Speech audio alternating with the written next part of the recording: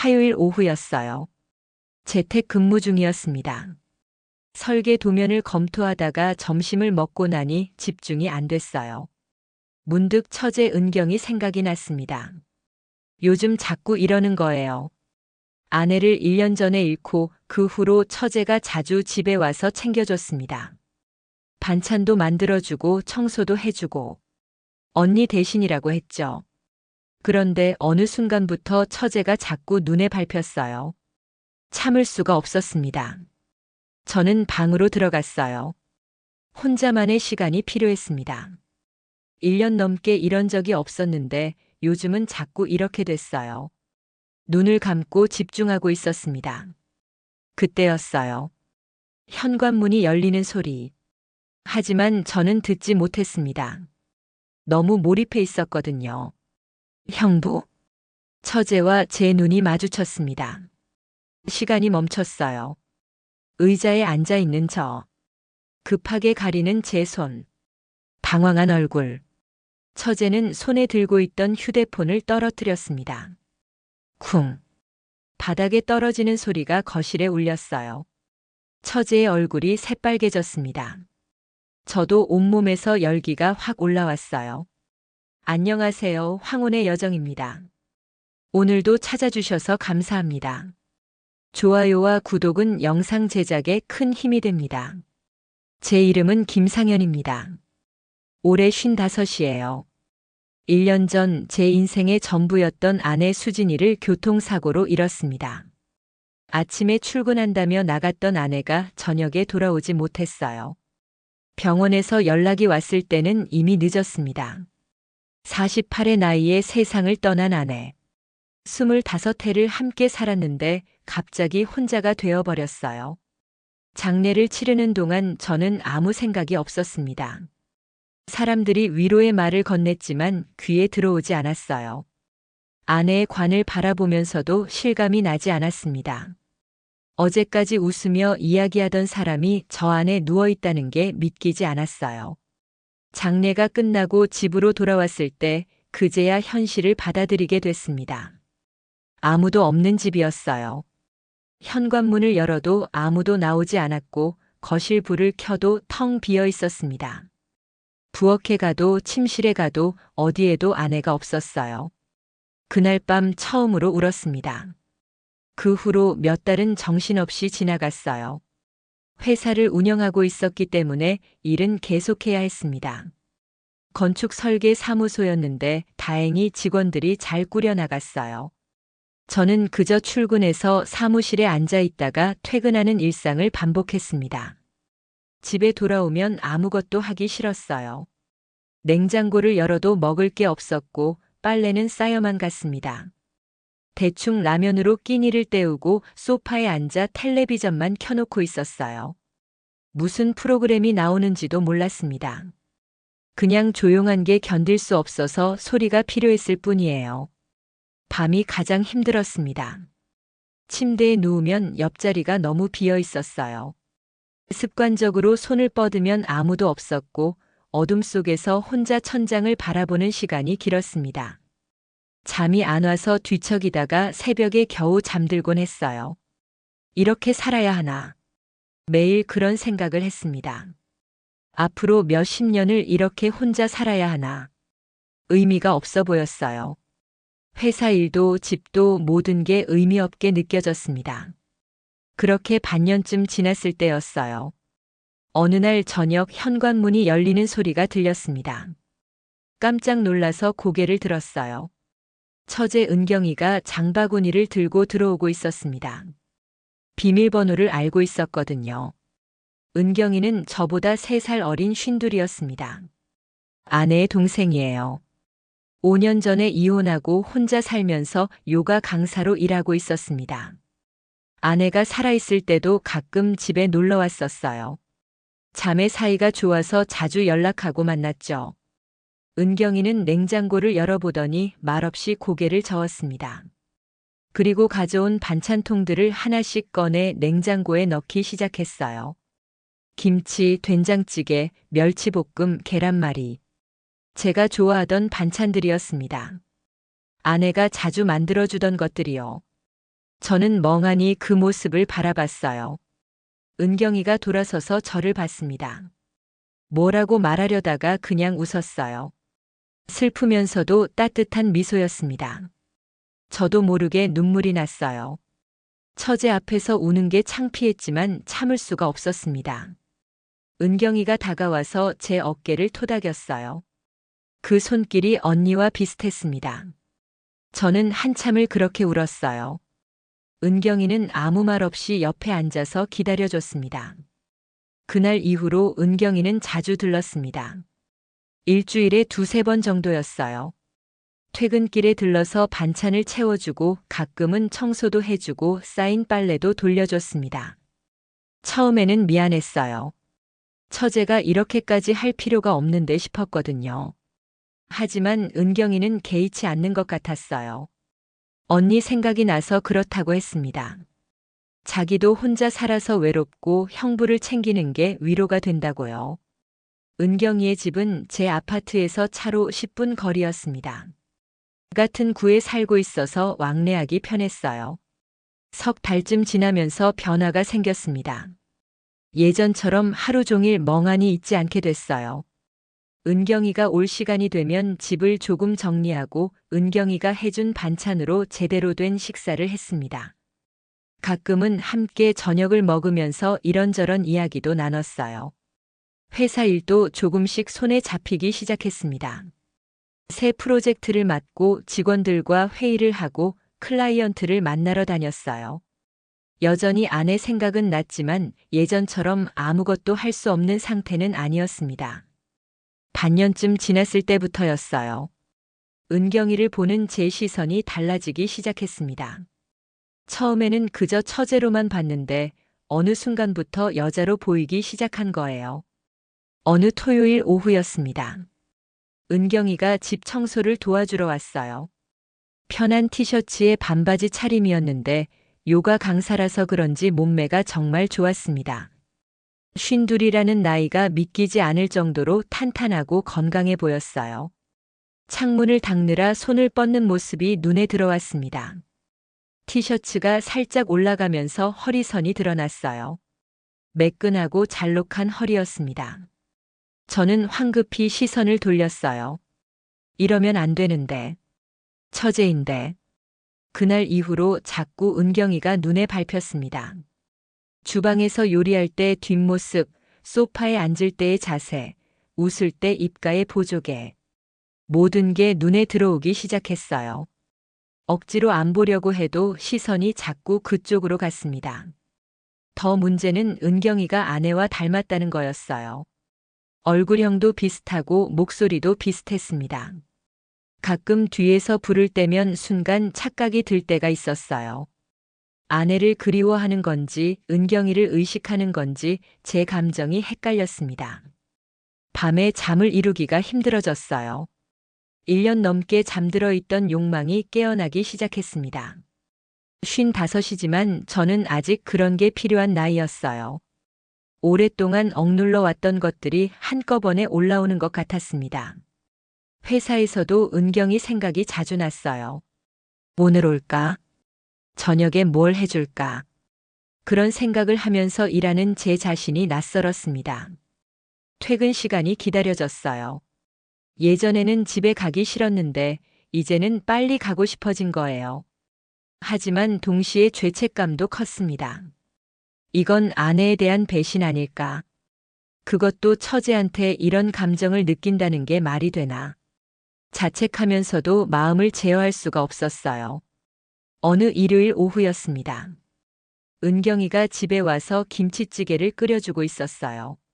저는 거실에서 텔레비전을 보고 있었는데 자꾸 주방 쪽을 힐끗힐끗 쳐다보게 됐습니다. 앞치마를 두르고 국을 저으며 콧노래를 흥얼거리는 모습. 왠지 모르게 가슴이 따뜻해졌어요. 이런 평범한 일상이 그리웠구나. 혼자 있을 때는 느낄 수 없었던 온기였습니다. 식사를 함께 하면서 은경이가 물었어요. 요즘 좀 어때요? 예전보다는 괜찮아 보이는데. 저는 고개를 끄덕였습니다. 내가 와줘서 그런가 봐. 정말 고맙다. 은경이가 빙그레 웃었어요. 저도 좋아요. 혼자 있는 것보다. 그 순간 우리의 눈이 마주쳤습니다. 몇 초간 서로를 바라봤어요. 묘한 분위기가 흘렀습니다. 뭔가 말하고 싶은데 말할 수 없는 그런 느낌이었어요. 은경이가 먼저 시선을 돌렸습니다. 그날 밤 저는 잠을 이룰 수 없었어요. 그 일은 화요일 오후에 일어났습니다. 저는 재택 근무를 하고 있었어요. 설계 도면을 검토하다가 점심을 먹고 나니 몸이 나른해졌습니다. 커피를 마셨지만 집중이 안 됐어요. 문득 은경이 생각이 났습니다. 요즘 자꾸 이러는 거예요. 일하다가도 샤워하다가도 언제든 은경이가 떠올랐습니다. 지난주에 웃던 모습, 요리하던 뒷모습, 소파에 앉아있던 자세. 참을 수가 없었어요. 저는 방으로 들어갔습니다. 혼자만의 시간이 필요했어요. 1년 넘게 이런 적이 없었는데 요즘은 자꾸 이렇게 됐습니다. 처음에는 다른 걸 떠올려 보려 했어요. 하지만 소용없었습니다. 자꾸만 은경이가 떠올랐어요. 아니야, 이러면 안 되는데. 머리로는 그렇게 생각했지만 몸은 솔직했습니다. 그렇게 한참을 집중하고 있었어요. 그때였습니다. 현관 쪽에서 작은 소리가 들렸어요. 하지만 저는 그 소리를 듣지 못했습니다. 너무 집중하고 있었거든요. 은경이가 비밀번호를 누르고 조용히 들어왔어요.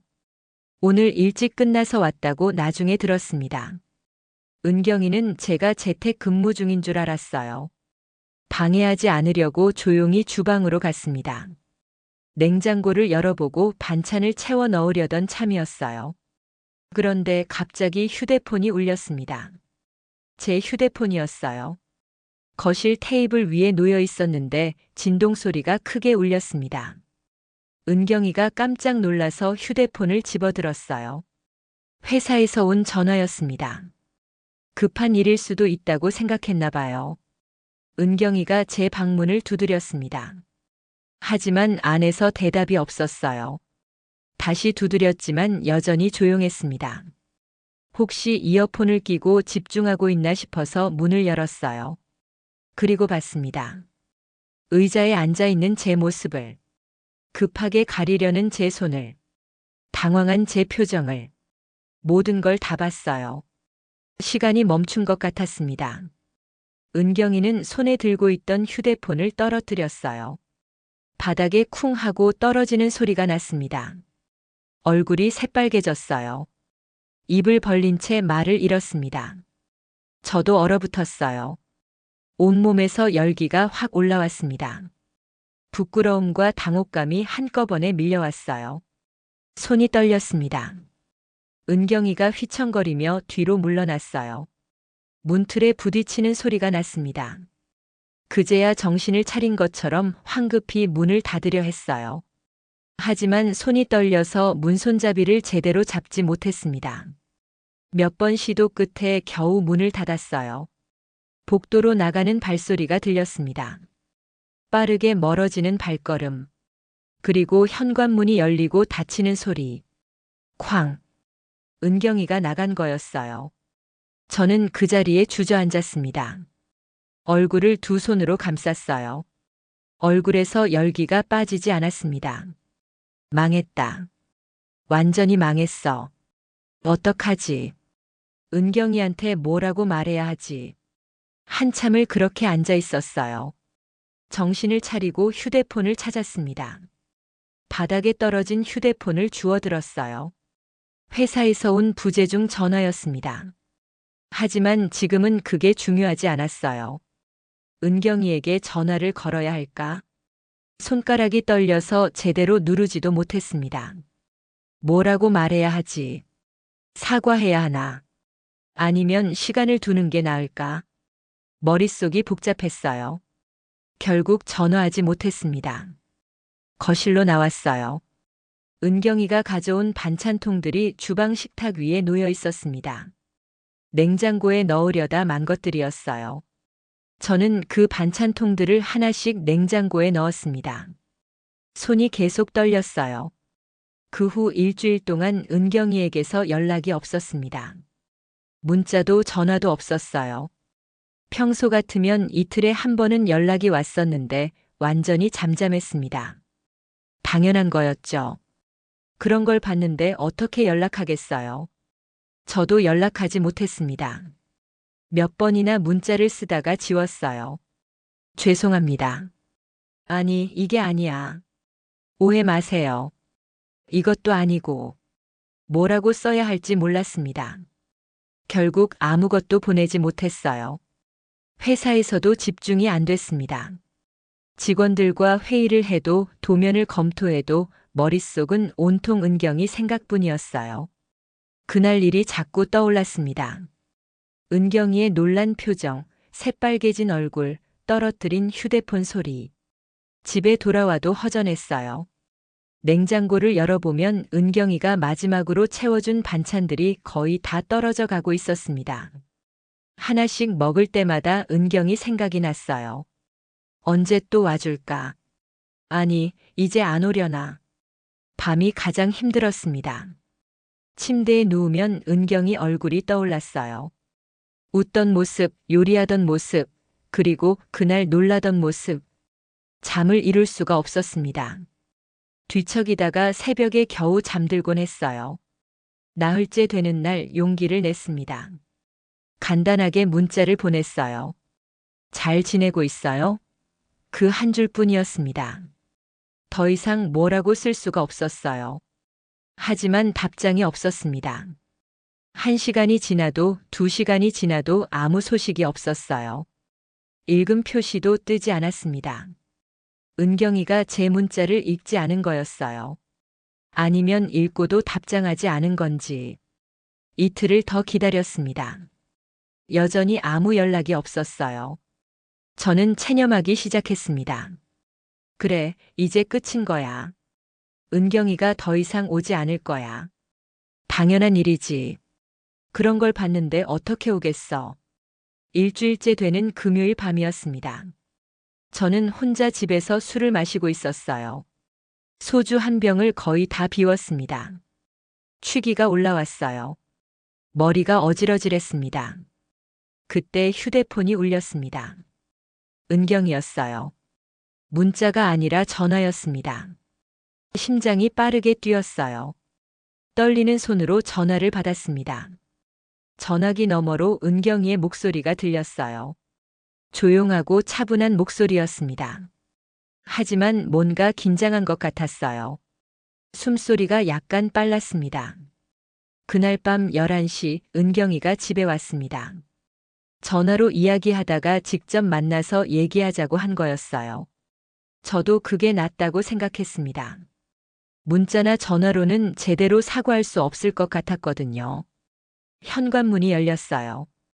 은경이가 들어왔습니다. 편한 후드티에 청바지 차림이었어요.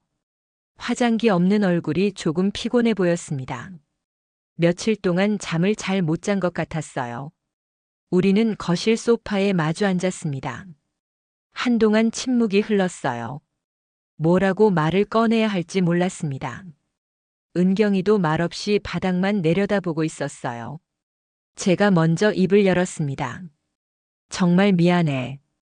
변명의 여지가 없어. 은경이는 고개를 저었어요. 아니에요. 제가 노크도 없이 들어간 게 잘못이죠. 조용히 들어왔다가 갑자기 문을 연 거니까. 아니야. 내가 문을 잠갔어야 했어. 저희는 서로에게 잘못이 있다고 했습니다. 하지만 사실 둘 다 잘못은 아니었어요. 그냥 불운한 타이밍이었을 뿐이죠. 은경이가 조심스럽게 말했습니다. 사실 며칠 동안 생각 많이 했어요. 화가 난 건 아니에요. 그냥 당황스러웠어요. 저도 마찬가지였어. 은경이 앞에서 그런 모습을 보이다니. 은경이가 얼굴이 살짝 붉어졌어요. 근데 생각해보니까 당연한 거잖아요. 형부도 남자시고 혼자 계시는데 1년 넘게 그런 게 없으셨을 텐데. 말하면서도 은경이는 시선을 바닥에 두고 있었습니다. 저도 부끄러웠어요. 하지만 은경이가 이렇게 이해해주니 조금 마음이 편해졌습니다. 고마워. 이해해줘서. 은경이가 고개를 들어 저를 봤어요. 그 눈빛이 예전과 달랐습니다. 뭔가 말하고 싶은데 망설이는 것 같았어요. 입술을 깨물고 있다가 천천히 입을 열었습니다. 저도 사실은 말끝을 흐렸어요. 뭐? 은경이가 한숨을 쉬었습니다. 저도 요즘 그래요. 혼자 있으면 외로워요. 그 말에 저는 놀랐습니다. 은경이도 저랑 비슷한 상황이었던 거예요. 이혼하고 5년 동안 혼자 살았다고 했죠. 우리는 잠시 침묵했습니다. 거실에는 시계 소리만 째깍째깍 들렸어요. 밖에서는 바람 소리가 창문을 스쳤습니다. 묘한 분위기가 흘렀어요. 은경이가 다시 입을 열었습니다. 형부, 솔직하게 물어봐도 될까요? 물어봐. 은경이의 목소리가 떨렸어요. 그때 저 생각하면서 그러셨어요? 심장이 쿵 떨어지는 것 같았습니다. 어떻게 대답해야 할지 몰랐어요. 거짓말을 하자니 양심에 걸렸고 솔직하게 말하자니 더 큰 오해가 생길 것 같았습니다. 하지만 거짓말할 수 없었어요. 그랬어. 은경이의 눈이 커졌습니다. 미안해. 정말 미안해. 너는 내 처제고 수진이 동생인데.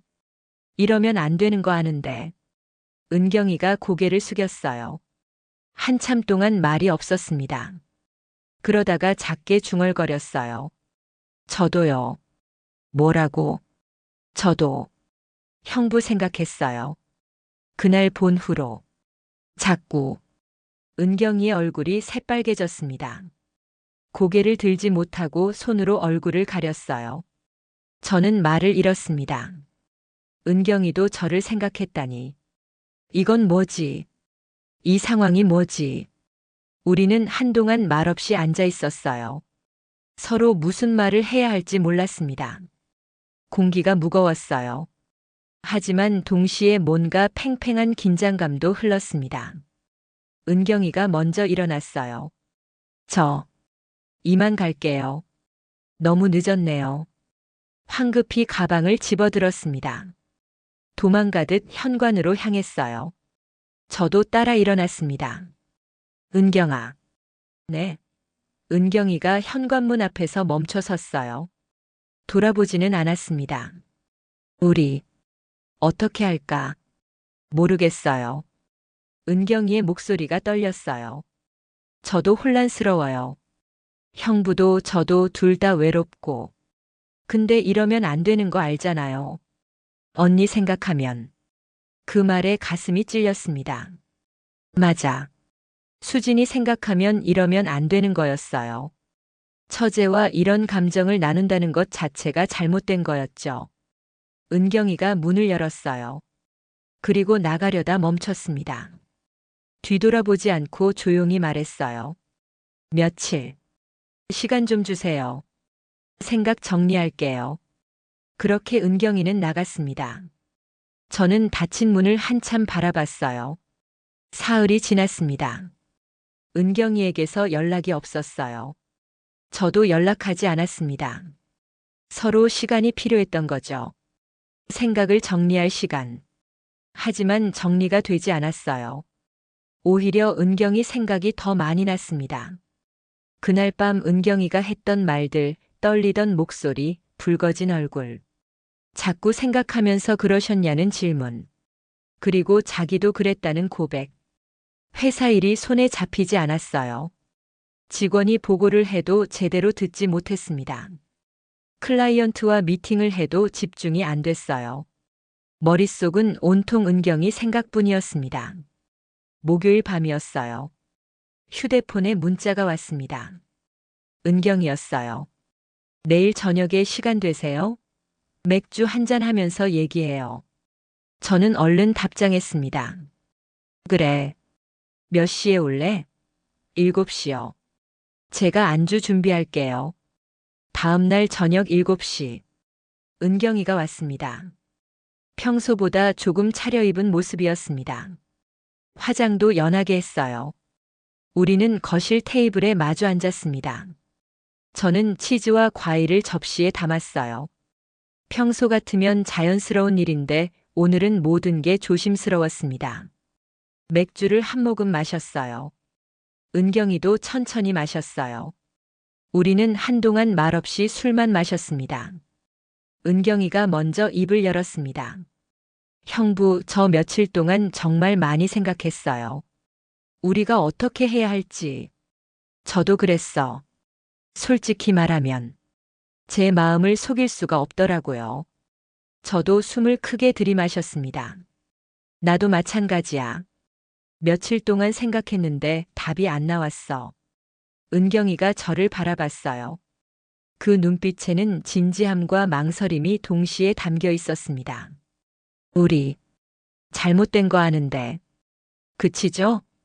알아. 수진이한테도 미안하고 주변 사람들이 알면 뭐라고 할지도 알아. 근데요. 은경이의 목소리가 떨렸어요. 저는 너무 외로워요. 이혼하고 5년 동안 혼자 살았는데 처음엔 괜찮았어요. 자유롭고 좋았죠. 근데 시간이 지날수록 집에 돌아가면 너무 조용해요. 나도 그래. 아내 떠나고 1년 넘게 혼자 살았어. 매일 텅 빈 집에 돌아오는 게 너무 힘들었어. 은경이가 와주기 전까지는. 은경이의 눈에 눈물이 맺혔어요. 저도 형부네 오는 게 좋았어요. 밥 차려드리고 같이 이야기하고 혼자가 아니라는 느낌이 좋았어요. 언니 대신이라는 생각도 했지만 어느 순간부터는 여자와 남자로 보이기 시작했지. 제가 은경이의 말을 이었습니다. 은경이가 고개를 끄덕였어요. 네. 저도 형부를 그냥 형부로만 볼 수가 없었어요. 우리는 서로를 바라봤습니다. 손이 떨렸어요. 가슴이 빠르게 뛰었습니다. 공기가 무거우면서도 뜨거웠어요. 형부, 우리 어떻게 할까요? 이러면 안 되는 거 알지만 저는 솔직히 제 마음을 어떻게 할 수가 없어요. 나도 그래. 은경이 없으면 못 살 것 같아. 이미 내가 내 일상이 됐어. 은경이가 눈물을 닦았어요. 주변에서 뭐라고 할까요? 언니 친구들이 알면, 가족들이 알면 다들 손가락질 할 거예요. 알아. 근데 뭔가 말하려다 멈췄습니다. 어떻게 말해야 할지 몰랐어요. 따뜻한 손이었어요. 부드럽고 작은 손. 그 손을 꽉 쥐었습니다. 우리 조심스럽게 시작해봐요. 은경이가 속삭이듯 말했어요. 아무한테도 말하지 말고 우리끼리만 서로 위로하면서. 안 될까요? 저는 은경이의 손을 두 손으로 감쌌습니다. 그러자 그날 밤 우리는 선을 넘었습니다. 취기가 살짝 올라왔습니다. 은경이의 얼굴이 붉어졌어요. 제 얼굴도 화끈거렸습니다. 소파에 앉아있던 은경이가 조금 더 가까이 다가왔어요. 어깨가 닿을 정도로 가까웠습니다. 은경이의 향수 냄새가 났어요. 달콤하면서도 은은한 향기였습니다. 저는 조심스럽게 은경이의 어깨에 손을 올렸습니다. 은경이가 제 쪽으로 몸을 기울였어요.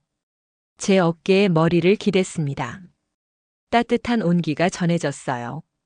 한동안 그렇게 있었습니다. 말없이 서로의 온기를 느끼면서. 밖에서는 바람 소리가 들렸고 거실에는 은은한 조명만 켜져 있었어요. 텔레비전은 꺼져 있었습니다. 은경이가 고개를 들어 저를 봤어요. 가까운 거리였습니다. 숨소리가 들릴 정도로. 은경이의 눈동자가 반짝였어요. 촉촉하게 젖은 눈빛이었습니다. 저는 천천히 얼굴을 가까이 했습니다. 은경이도 눈을 감았어요. 우리의 입술이 닿았습니다. 부드러운 감촉이었어요. 1년 넘게 느껴보지 못한 감각이었습니다. 처음에는 조심스러웠어요.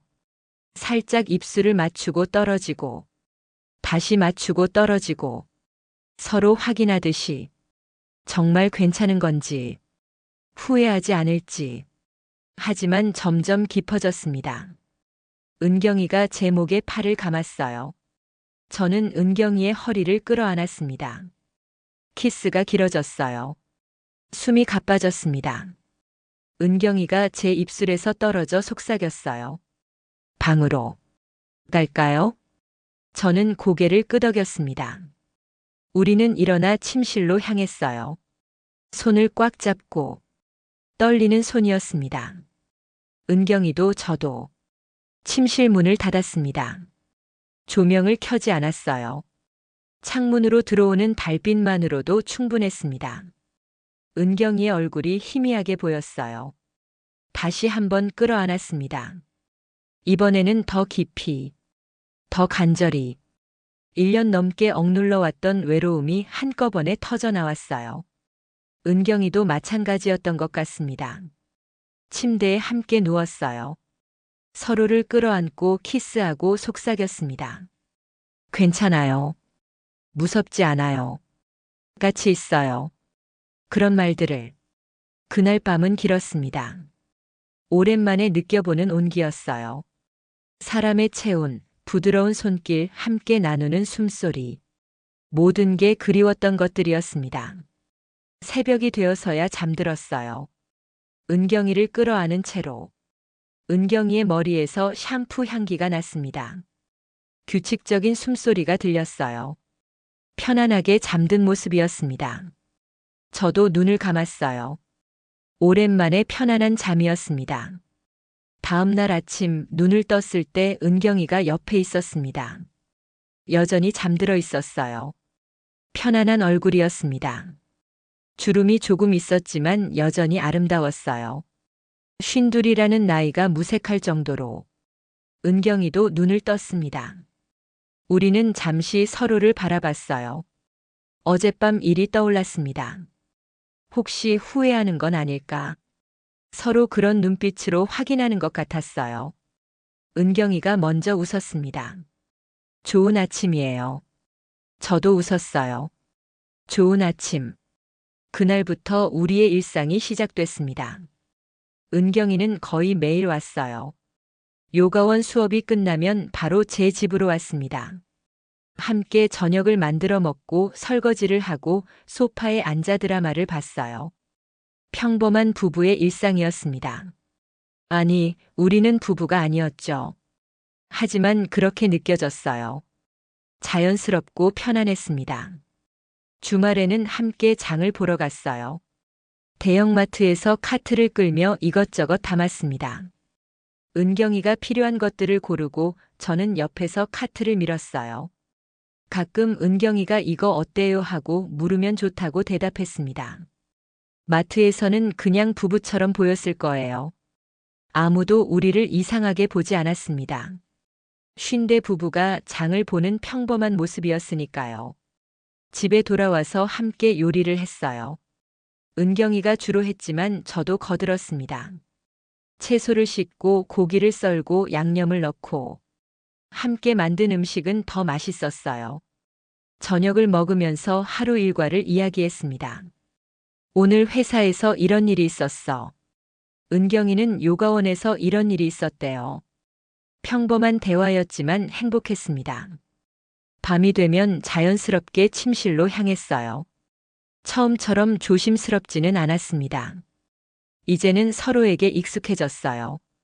어떻게 만져야 좋아하는지, 어떤 말을 해야 하는지 조금씩 알아갔습니다. 한 달이 지났습니다. 우리는 점점 더 가까워졌어요. 단순히 육체적인 관계가 아니었습니다. 감정적으로도 깊이 연결되어 있었어요. 어느 날 밤 침대에 누워 은경이를 끌어안고 있었습니다. 은경이가 제 가슴에 얼굴을 묻고 조용히 말했어요. 행복해요. 저도 속삭였습니다. 나도. 정말 행복했어요. 2달째가 되었을 때였습니다. 어느 주말 우리는 함께 근교로 드라이브를 갔어요. 은경이가 가고 싶다고 했던 곳이었습니다. 강원도에 작은 호수가 있는 곳이었어요. 차를 몰고 가는 동안 은경이가 조수석에서 노래를 불렀습니다. 라디오에서 나오는 옛날 노래를 따라 부르는 모습이 귀여웠어요. 저도 모르게 웃음이 났습니다. 호수에 도착했어요. 평일이라 사람이 별로 없었습니다. 호수를 따라 산책로가 있었어요. 우리는 손을 잡고 천천히 걸었습니다. 여기 공기 정말 좋다. 은경이가 크게 숨을 들이마셨어요. 그러게요. 서울이랑 완전 다르죠. 저도 깊게 숨을 쉬었습니다. 맑은 공기가 폐 속 깊이 들어왔어요. 벤치에 앉아 호수를 바라봤습니다. 잔잔한 수면에 하늘이 비쳤어요. 구름이 천천히 흘러갔습니다. 바람이 살랑 불어와 은경이의 머리카락을 흔들었어요. 은경이가 제 어깨에 머리를 기댔습니다. 형부. 응? 저. 고백할 게 있어요. 저는 은경이를 봤어요. 은경이가 호수를 바라보며 말했습니다. 처음에는 그냥 외로움을 달래는 거라고 생각했어요. 서로 위로하는 거. 그 정도인 줄 알았어요. 저도 그랬어. 근데요. 은경이가 고개를 들어 저를 봤어요. 이제는 아닌 것 같아요.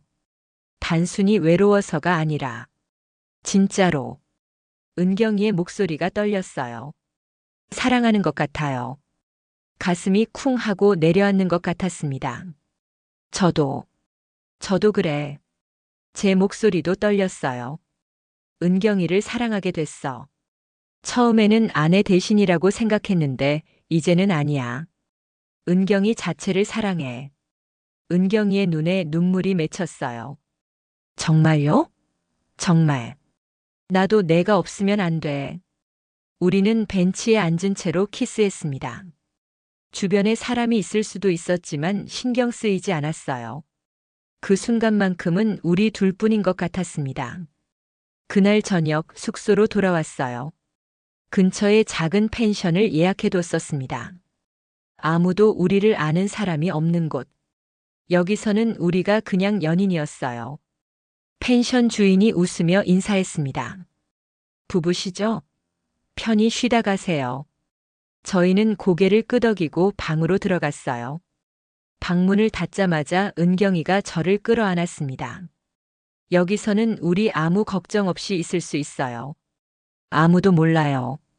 저도 은경이를 꽉 안았어요. 그래. 여기서는 우리가 그냥 남자와 여자야. 그날 밤은 특별했습니다. 서울에서는 항상 조심스러웠어요. 혹시 누가 알까봐, 혹시 누가 볼까봐. 하지만 여기서는 그런 걱정이 없었습니다. 다음 날 아침 함께 산책을 나갔어요. 동네 뒷산을 올랐습니다. 손을 잡고 천천히. 중간에 쉬면서 물도 마시고 경치도 구경했어요. 정상에 올라갔을 때 은경이가 말했습니다. 형부, 우리 이런 곳에서 살면 어떨까요? 조용한 곳. 아무도 우리를 모르는 곳. 저는 웃었어요. 좋겠다. 근데 회사는 어떻게? 은경이도 요가원 있잖아. 은경이가 고개를 저었어요. 그냥 상상해 본 거예요. 하지만 그 상상은 제 머릿속에 남았습니다. 정말로 은경이와 함께 조용한 곳에서 산다면 아무 걱정 없이 그런 삶도 괜찮을 것 같았어요. CH11 위기의 시작. 그렇게 행복한 시간이 석 달쯤 지났을 때였습니다. 어느 토요일 오전 은경이와 저는 함께 아침을 먹고 있었어요. 은경이가 만든 계란말이와 김치찌개였습니다. 평범한 주말 아침이었죠. 은경이는 제가 준 잠옷을 입고 있었어요. 머리를 묶지 않고 풀어 헤친 모습이었습니다. 화장기 없는 얼굴. 편안한 모습이었어요. 저도 편한 티셔츠에 트레이닝복 차림이었습니다. 우리는 식탁에 마주 앉아 느긋하게 아침을 먹고 있었어요. 오늘 뭐 할까? 은경이가 물었습니다. 글쎄, 집에서 쉴까? 영화나 볼까? 그렇게 이야기하고 있을 때였어요. 초인종이 울렸습니다. 우리는 동시에 멈칫했어요. 누구지? 제가 중얼거렸습니다. 은경이는 당황한 표정으로 저를 봤어요. 인터폰을 확인했습니다. 화면에 아내의 대학 동기였던 유진 씨가 보였어요. 깜짝이야. 은경이에게 속삭였습니다. 수진이 친구야. 은경이의 얼굴이 창백해졌어요. 어떡해요? 빨리 방으로 가. 은경이가 황급히 식탁을 정리하려 했습니다. 그릇을 들고 주방으로 뛰어갔어요. 하지만 이미 늦었습니다. 초인종이 다시 울렸어요. 그리고 현관문이 열리는 소리가 들렸습니다. 유진 씨도 비밀번호를 알고 있었던 거예요. 오빠, 저예요. 복도에서 유진 씨의 목소리가 들렸습니다. 신발 벗는 소리, 슬리퍼 신는 소리, 거실로 들어오는 발소리. 저는 얼어붙었어요. 은경이는 주방에서 나오지 못하고 있었습니다. 그릇을 들고 멈춰 서 있었어요. 유진 씨가 거실로 들어왔습니다. 그리고 멈췄어요. 식탁을 봤어요. 두 사람분의 그릇, 반쯤 먹은 아침 식사, 그리고 주방에 서 있는 은경이를. 은경이의 차림을 봤습니다. 잠옷 차림, 묶지 않은 머리, 화장기 없는 얼굴. 유진 씨의 눈이 커졌어요. 어머, CH12. 들키다. 시간이 멈춘 것 같았습니다. 유진 씨는 은경이를 빤히 쳐다봤어요. 은경이는 그릇을 든 채로 얼어붙어 있었습니다. 저는 식탁에 앉은 채로 아무 말도 할 수 없었어요. 유진 씨가 거실을 둘러봤습니다. 소파에 걸쳐진 은경이의 가디건, 테이블 위에 은경이 핸드백, 신발장에 나란히 놓인 은경이 운동화. 모든 게 명백했어요. 은경이, 여기서 자고 간 거예요? 유진 씨의 목소리가 떨렸습니다. 은경이가 그릇을 내려놓았어요. 손이 떨려서 그릇이 싱크대에 부딪히는 소리가 컸습니다. 저는 말을 잇지 못했어요. 저도 일어났습니다.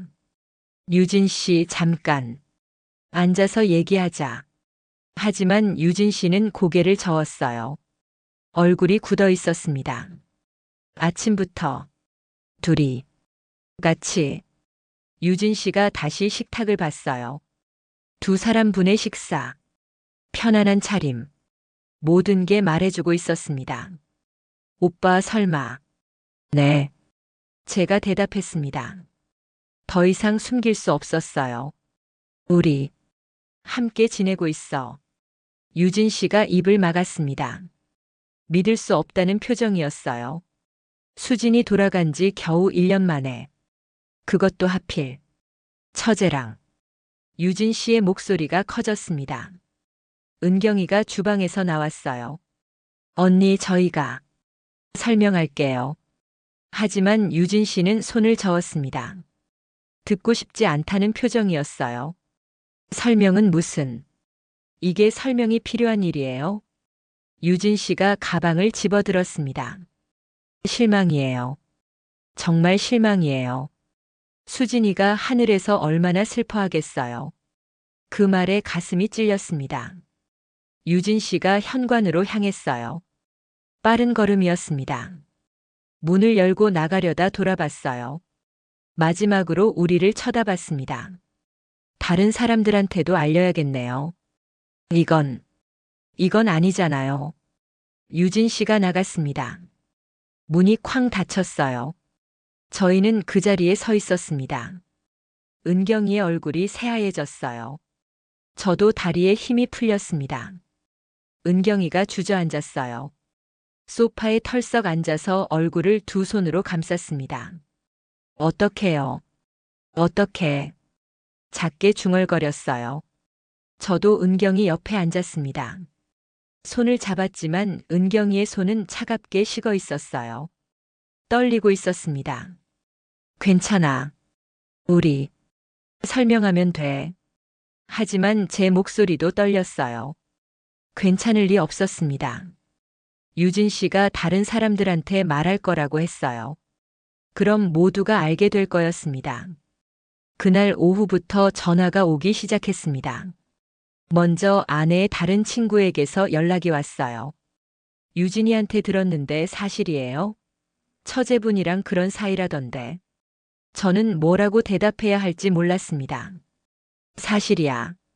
하지만은 무슨요?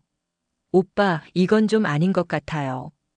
전화가 끊겼습니다. 얼마 후 또 다른 사람에게서 전화가 왔어요. 그리고 또 하루 종일 전화가 쏟아졌습니다. 아내의 친구들, 지인들, 모두들 같은 이야기를 했어요. 수진이 생각은 안 하세요? 하늘에서 얼마나 슬퍼하겠어요. 처제랑 그런 관계라니. 믿을 수가 없어요. 저는 아무 말도 할 수 없었습니다.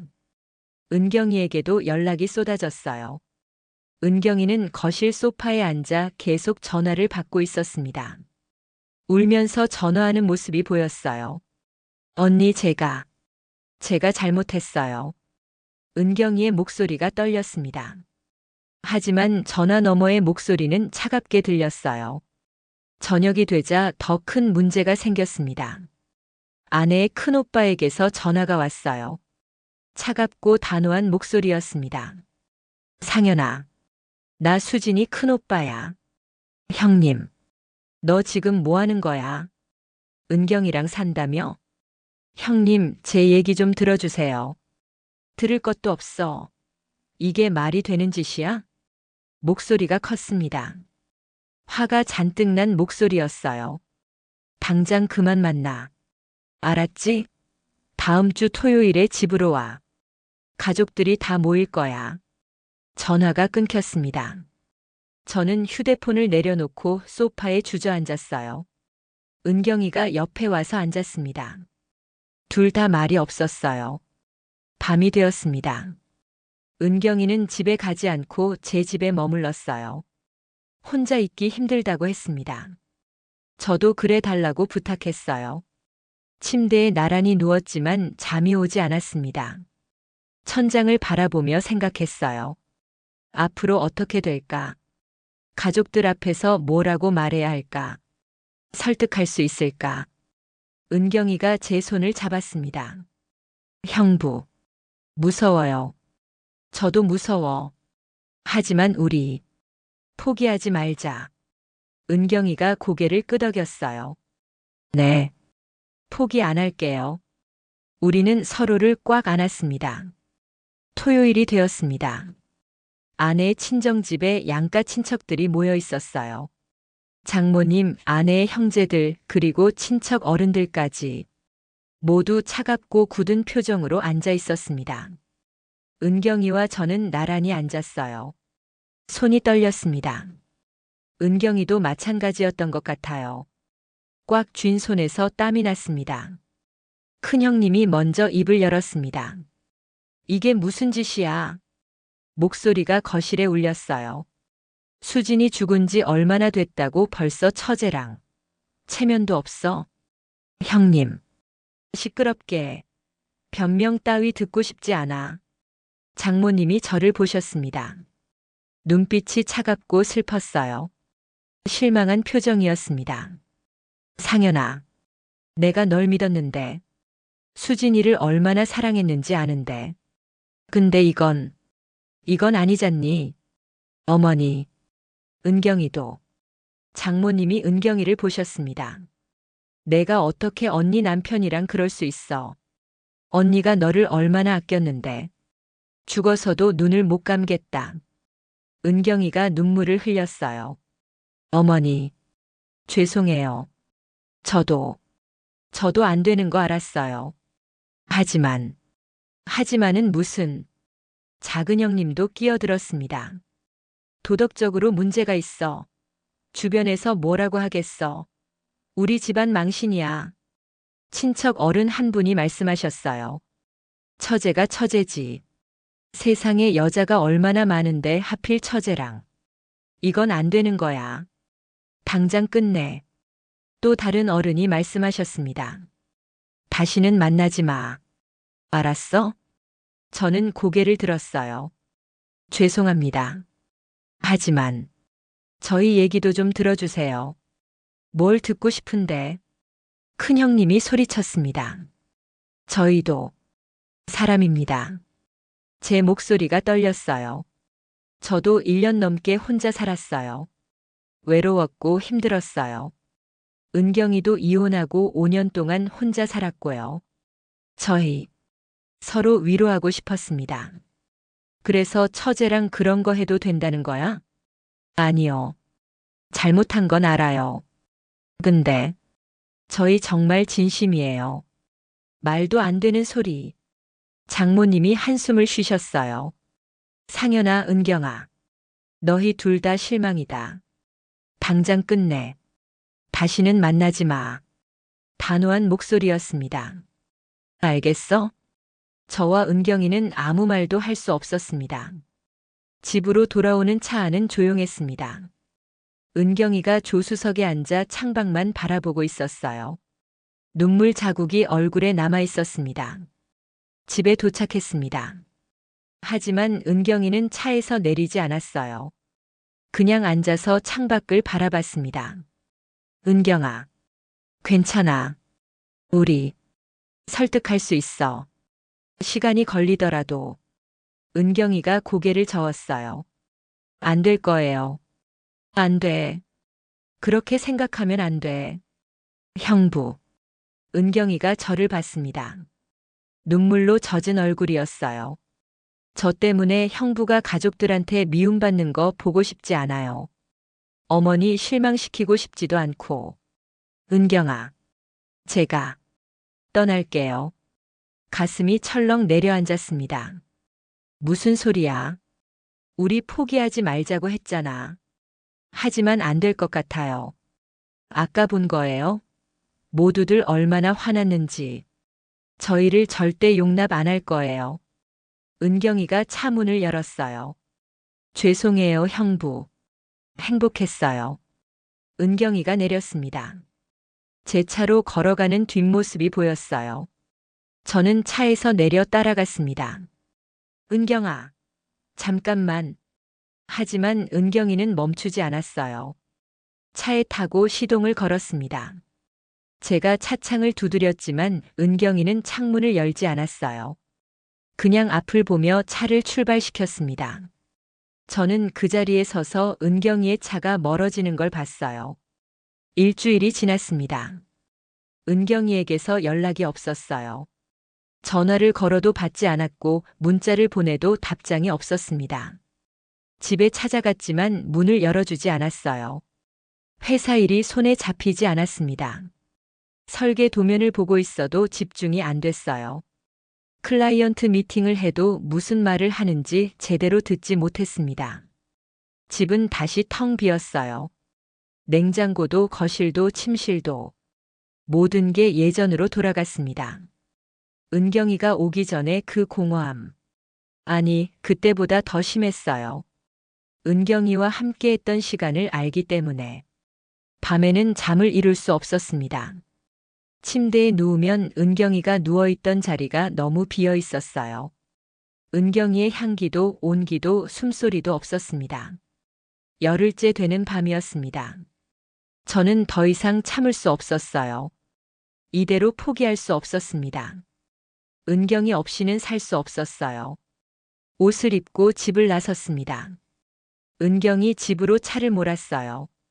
밤 11시였습니다. 아파트 앞에 도착해서 전화를 걸었어요. 한 번, 두 번, 세 번.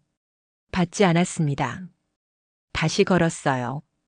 네 번째 신호음에서 전화가 연결됐습니다. 왜? 전화하세요. 은경이의 목소리가 들렸어요.